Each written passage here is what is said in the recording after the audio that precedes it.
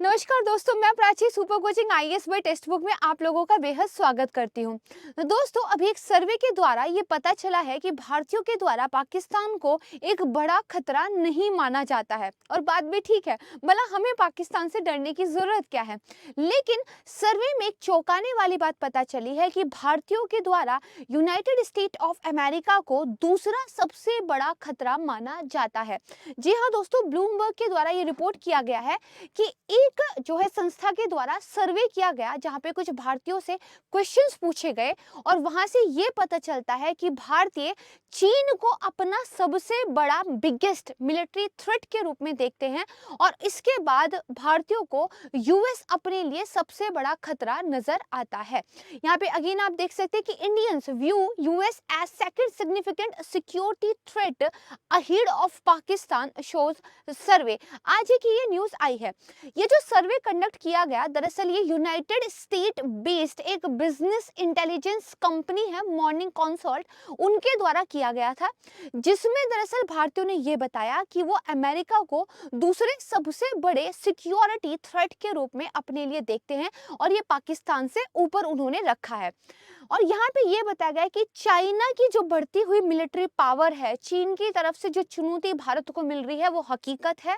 और भारतीयों का ये मानना है कि चीन जो है भारत के लिए आज के समय पे एक सबसे बड़ी चुनौती है, जिसके बारे में हमें कुछ करना चाहिए। अकॉर्डिंग टू द सर्वे 43% लोग जो हैं चीन को सबसे बड़े मिलिट्री थ्रेट के रूप में देखते हैं। करीब 22% लोग जो है यूएस को एक बड़े मिलिट्री थ्रेट के रूप में देखते हैं और सिर्फ 13% लोगों का मानना है कि पाकिस्तान भी हमारे लिए खतरा है। लेकिन यहाँ पर एक और चौंकाने वाला तथ्य मिला है। दरअसल कुछ लोगों का ये मानना है कि रूस भी हमारे लिए खतरा है। लेकिन अगर डिटेल में आप देखेंगे तो भारतीयों का परसेप्शन रूस को लेकर आज भी फ्रेंडली है। यहाँ पर इंडिया परसीव्ड मिलिट्री थ्रेट में चीन नंबर 1 पर है, यूएस दूसरा है, पाकिस्तान तीसरा, ईरान चौथे नंबर पे है और तीसरे ही नंबर पर यानी कि पाकिस्तान के जितना बराबर खतरा हम रशिया से फील करते हैं, ऐसा जो है भारतीयों ने बताया है।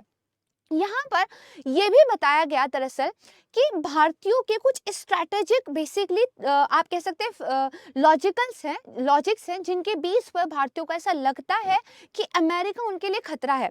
एक तो जब उन्होंने भारत की आज़ादी के बाद से जिस तरीके से इंडिया और पाकिस्तान के रिलेशनशिप को हैंडल किया है, एक कहानी के बारे में भी हम बात करेंगे, और जिस तरीके से उन्होंने सैन्य सहायता हमेशा पाकिस्तान को दी है और वो कितना भी इंटरनेशनल प्लेटफॉर्म पे पाकिस्तान को चेतावनी दे ले आतंकवाद के प्रति या फिर और भी जो उनकी कारगुजारियां है, लेकिन हमेशा उन्होंने जो फंडिंग से पाकिस्तान की मदद की है, ये कुछ ऐसे कारण हैं कि भारतीय अमेरिका को एक पॉजिटिव लाइट में नहीं देखते हैं। यहाँ पर कुछ भारतीयों का ये मानना है कि यूएस और चीन की बढ़ती हुई दुश्मनी के बीच में अमेरिका भारत को एक मोहरे के रूप में प्रयोग करने की कोशिश कर सकता है और ये जो कॉन्फ्लिक्ट है इसके मिडिल में जो हमारी रीजनल सिक्योरिटी है वो डिस्टेबलाइज हो सकती है और इंडिया जो है रिस्क में पड़ सकता है। हालांकि अमेरिका के साथ भारत बहुत सारे प्लेटफॉर्म पे मिलकर कॉपरेशन कर रहा है, चाहे वो क्वाड हो या फिर इंडो पैसिफिक जो रणनीति अमेरिका की है उसके सेंटर में भारत को रखना हो, या फिर जो अमेरिकी राष्ट्रपति हैं बिडेन, उनके द्वारा बार बार इंडो पैसिफिक क्षेत्र में भारत की तरफ हाथ बढ़ाना हो, चीन को एक चुनौती देते हुए।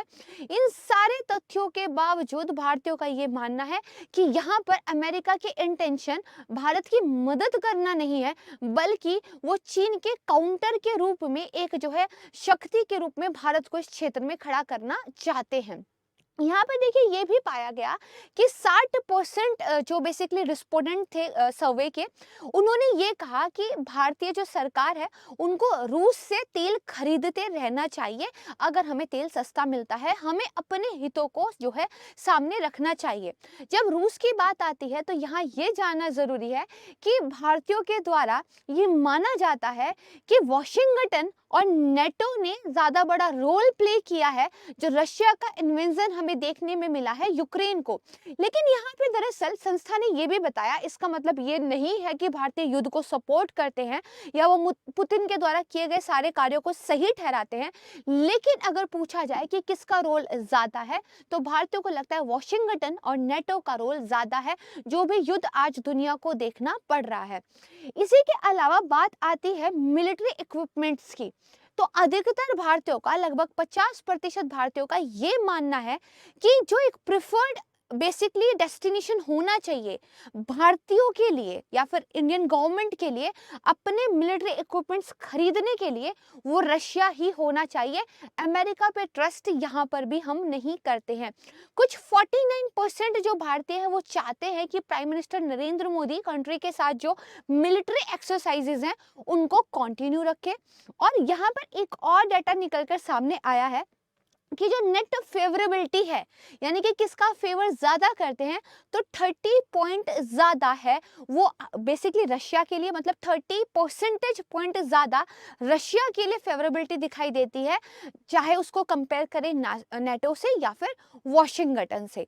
तो देखा जाए तो अमेरिका के और भारत के जो संबंध रहे हैं वो आज के दिनों में जितने ज्यादा हमें हैप्पी दिखाई देते हैं वो हमेशा से ऐसे नहीं थे।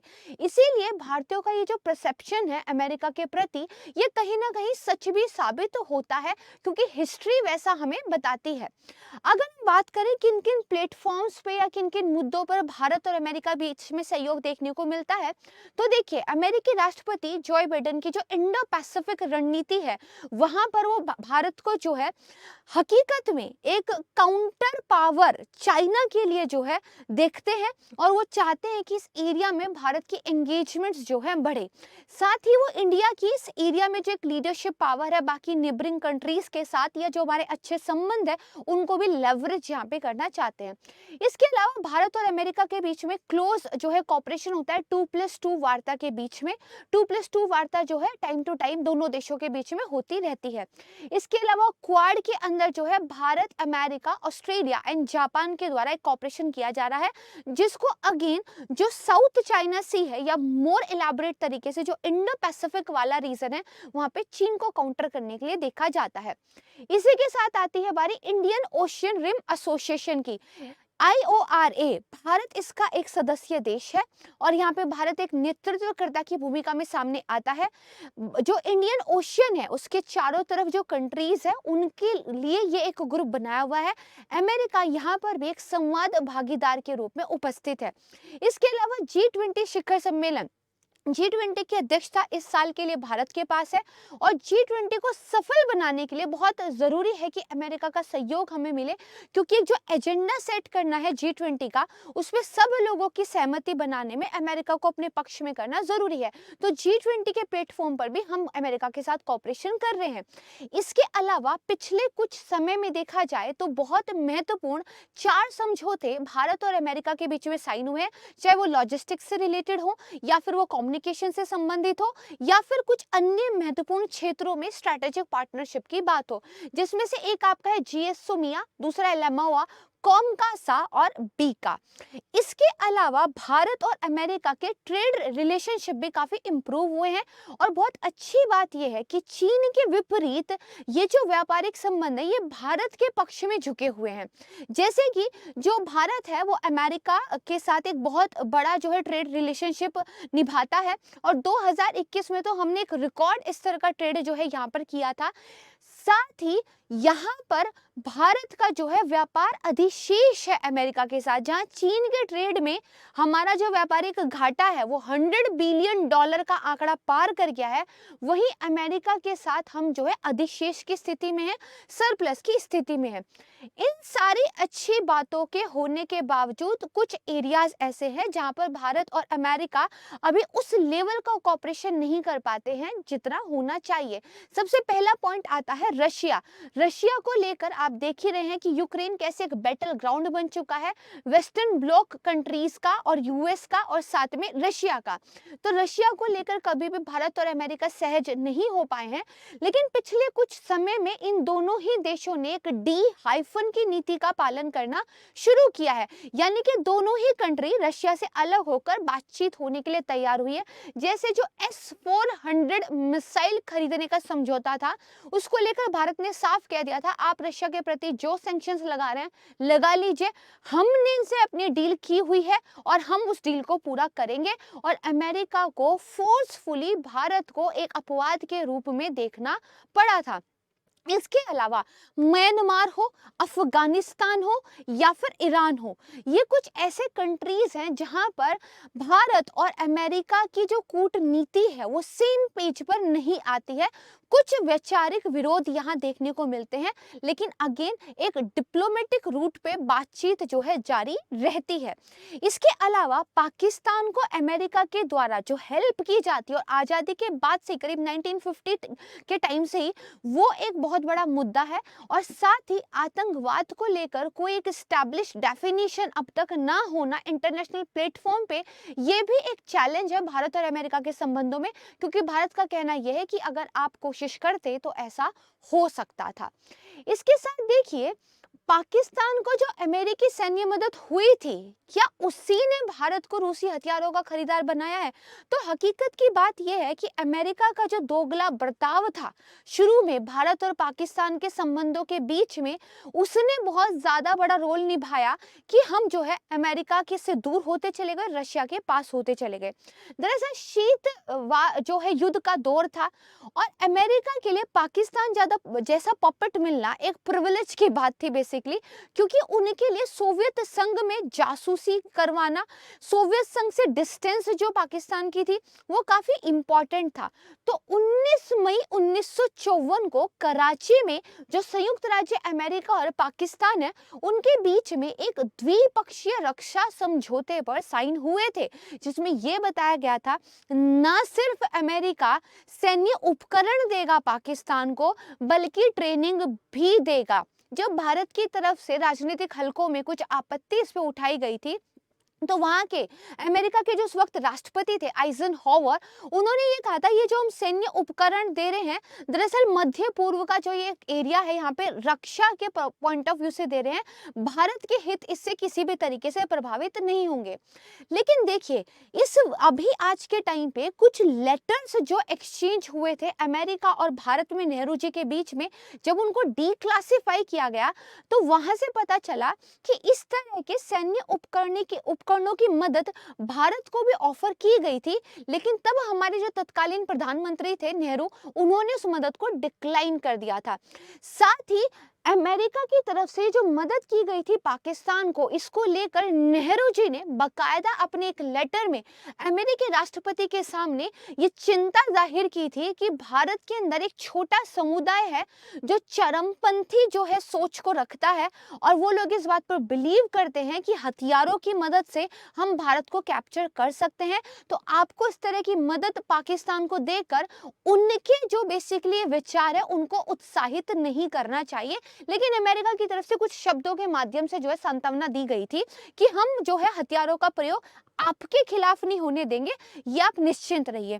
इसके अलावा नेहरू जी ने इस बात को भी स्वीकार किया था कि जो पाकिस्तान को मदद दी गई है अमेरिका के द्वारा, उसकी वजह से भारत में जो कुछ चरमपंथी समुदाय हैं उनको जो बढ़ावा मिला है, उसकी वजह से हिंदू चरमपंथ को भी बढ़ावा मिला था। क्योंकि फाइनली कुछ समुदायों का ये मानना था कि अगर वहां से हथियार आ रहे हैं तो कुछ लोग भारत पर अपना जो है दावा कर रहे हैं, तो हमें भी कुछ तो तैयारी करनी होगी।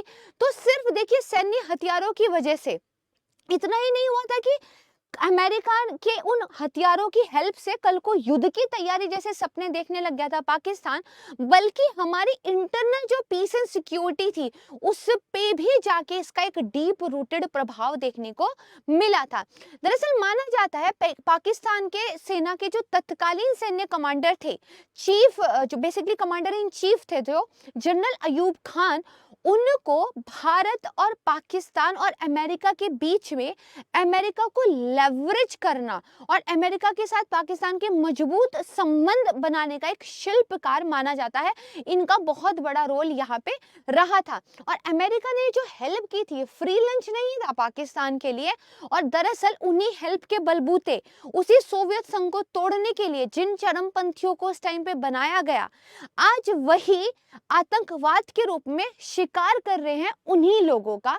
तो कर्मा तो सामने आ रहा है। तो देखिए, अगर भारतीयों की तरफ से माना जाता है कि अमेरिका उनका हितधारक उतना बड़ा नहीं है और एक थ्रेट उनको लगता है, तो सही ही लगता होगा, क्योंकि इतिहास गवाही तो देता है। लेकिन आज के टाइम पे देखें तो चीन को काउंटर करने के लिए भारत का लिए ये बहुत ज़रूरी है, भारत के लिए बहुत ज़रूरी है कि अमेरिका के साथ भी वो संबंधों को बैलेंस बना के चले, क्योंकि कहीं ना कहीं हमारा जो पुराना मित्र रशिया है उनकी नज़दीकी चीन के साथ दिखाई देती है। तो आज से पहले करीब 1950 में जो जियोपॉलिटिकल जो है टेंशन्स थे, आज वो काफ़ी हद तक बदल चुके हैं। साथ ही रिश्ते और जो वर्ल्ड का पोलराइजेशन था वो भी काफ़ी बदल चुका है। तो भारत को भी अपनी नीतियों पर फिर से बदलाव करने की ज़रूरत है। That's all from my side. मुझे उम्मीद है कि आज का टॉपिक आपको पसंद आया होगा। अगर आपको पसंद आया तो प्लीज़ उसको ज़्यादा से ज़्यादा शेयर कीजिएगा, ताकि इस तरह की इंटरेस्टिंग जानकारी से भरे हुए वीडियो हम आपके लिए लाते रहें।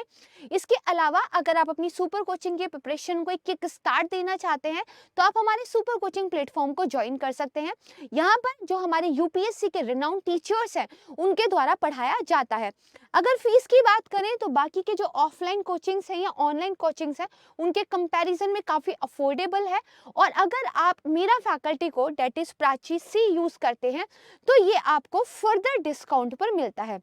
इसके अलावा अगर आप इस तरह के मुद्दों का एक detailed analysis on a daily basis देखना चाहते हैं, तो द हिंदू न्यूज़पेपर का एडिटोरियल डिस्कशन क्लास मैं सुबह 7:30 बजे लाइव लेकर आती हूँ, उसको आप ज्वाइन कर सकते हैं। खुश रहिएगा, स्वस्थ रहिएगा, सुखी रहिएगा, इस देश के लिए काम करते रहिएगा। नमस्कार, जय हिंद, धन्यवाद।